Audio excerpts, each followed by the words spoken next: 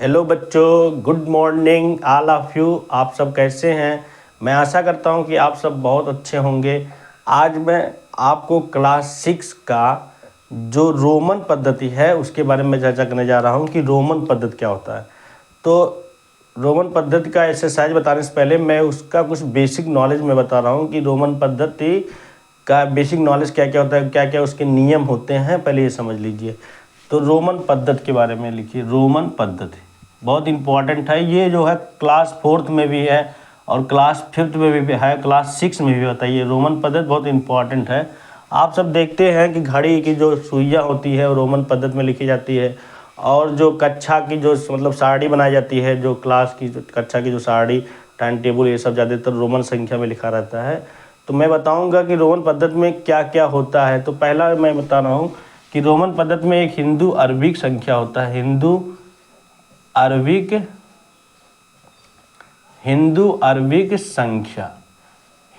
संख्या मतलब ये होता है। और देखिए, हिंदू अरबिक संख्या मतलब कि ये जो है संख्या के रूप में लिखा रहता है। जैसे हम लोग जो संख्या का प्रयोग करते हैं, जैसे लिखा रहता है 1 लिखा रहता है, उसके बाद मान लो 5 लिखा है हिंदू अरबिक संख्या में, 10 लिखा है, इसके बाद अगर लिखा है 50 लिखा हो, 50 के बाद अगर 100 लिखा हो, 100 के बाद 500 लिखा हो, 500 के बाद 1000 लिखा हो, तो इसे हम कैसे रोमन संख्या में लिखते हैं। कैसे हम इसे रोमन संख्या में अगर लिखना हो, हिंदू अरबिक संख्या को अगर रोमन संख्या में लिखना हो तो कैसे लिखेंगे।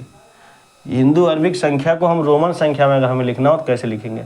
तो 1 के लिए हम इस तरह से 1 बनाते हैं रोमन संख्या में, और 5 के लिए इस तरह से B बनाते हैं, और जो 10 है 10 के लिए X बनाते हैं, 50 के लिए L बनाते हैं इस तरह से, और 100 के लिए C बनाते हैं, और 500 के लिए D बनाते हैं, और 1000 के लिए M बनाते हैं।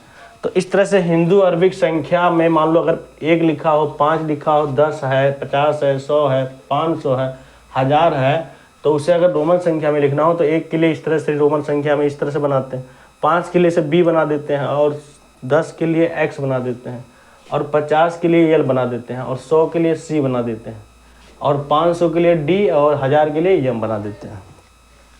इसी प्रकार इसमें जो है कुछ और भी नियम होते हैं कि किसी भी, देखिए नियम जो होता है, फर्स्ट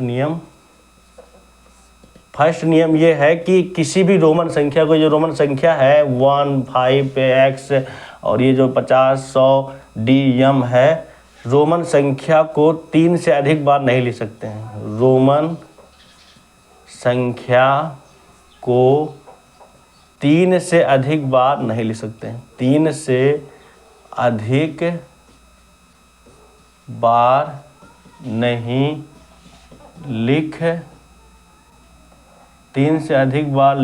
लिख सकते हैं। समझ में आया? जैसे मान लो ये हमें लिखना हो, जैसे हमें लिखना हो 30 लिखना हो, तो इस तरह से 3 बार X लिख सकते हैं, ये सही है। लेकिन अगर इसी संख्या को हमें 40 लिखना हो इस तरह से, तो हम जो है किसी भी रोमन संख्या को 4 बार नहीं लिख सकते हैं। ये गलत है। क्या है ये जो है आपका, ये जो मेथड है, ये जो सामने वाला, ये गलत है। किसी भी रोमन संख्या को हम 4 बार नहीं लिख सकते हैं, 3 बार लिख सकते हैं। 3 बार लिख सकते हैं। जैसे मान लीजिए हमें L लिखना हो ना, 3 से अधिक बार हम नहीं लिख सकते हैं कोई भी रोमन संख्या। जैसे मान लीजिए 1, 1, 1, 3 बार लिख सकते हैं, ये सही है। ये क्या है? सही है। लेकिन इसी चीज़ को हम अगर इस तरह लिखें, 3 से अधिक बार लिखें, तो ये गलत हो जाएगा। तो किसी भी रोमन संख्या को हम 3 से अधिक बार नहीं लिख सकते हैं। इसके बाद है कि VLD का प्रयोग दोबारा नहीं किया जा सकता है। इसमें जो V है, ये B है, और ये L है, और ये D है।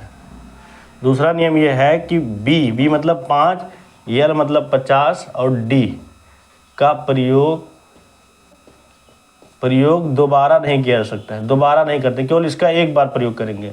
VLD का प्रयोग दोबारा नहीं किया जा सकता है। दोबारा नहीं किया जा सकता है। ये जो B मतलब 5, L मतलब 50, और D मतलब 500, इनका प्रयोग हम दो बार नहीं कर सकते हैं। केवल इनका प्रयोग हम 5 मतलब एक ही बार करेंगे। जैसे मान लीजिए अगर लिखना हो, हमें 5 लिखना हो, तो हम केवल एक ही बार प्रयोग करेंगे। और मान लो हमें 10 लिखना हो, तो इस तरह से हम नहीं प्रयोग कर सकते हैं B। मतलब ये B जो होता है, V हुआ, L हुआ, D हुआ, इसको हम केवल एक ही बार से प्रयोग कर सकते हैं। अब 10 को लिखना हो तो बी 5 में 5 जोड़ा के 10, तो हम बी को 2 बार नहीं लिख सकते हैं, दोबारा नहीं लिख सकते हैं। ऐसे ही हमें लिखना हो 50 लिखना हो तो हम यल एक बार लिख सकते हैं, 50 हो गया। लेकिन अगर हमें 100 लिखना हो तो यल हम इस तरह से नहीं लिख सकते हैं, 2 बार हम प्रयोग नहीं कर सकते। ऐसे मान लो हमें 500 लिखना हो, 500 लिखना हो तो डी लिख सकते हैं, लेकिन 1000 लिखना हो अगर हमें तो इस तरह से हम डी और डी नहीं लिख सकते हैं, ये गलत हो जाएगा। तो हम कह सकते हैं कि जो ये वी है और यल है और डी का प्रयोग हम दोबारा नहीं कर सकते हैं, 2 बार प्रयोग नहीं कर सकते हैं।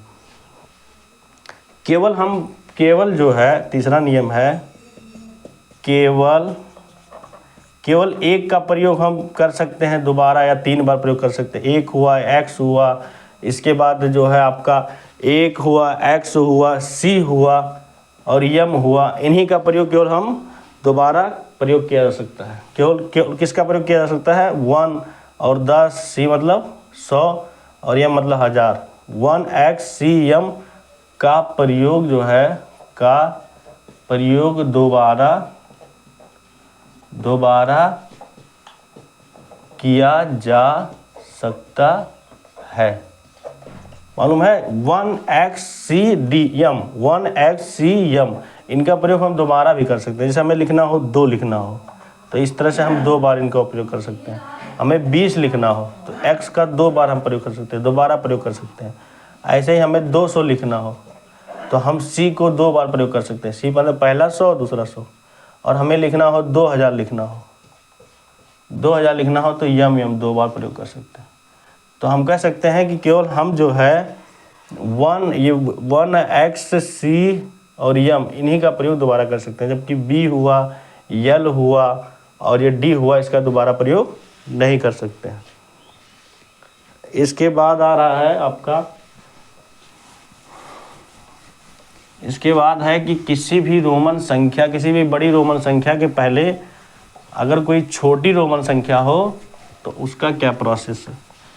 जैसे कोई बड़ी रोमन संख्या में लिख रहा हूँ, जैसे तीसरा नियम है कि मान लीजिए कोई भी बड़ी रोमन संख्या है, जैसे 5 है।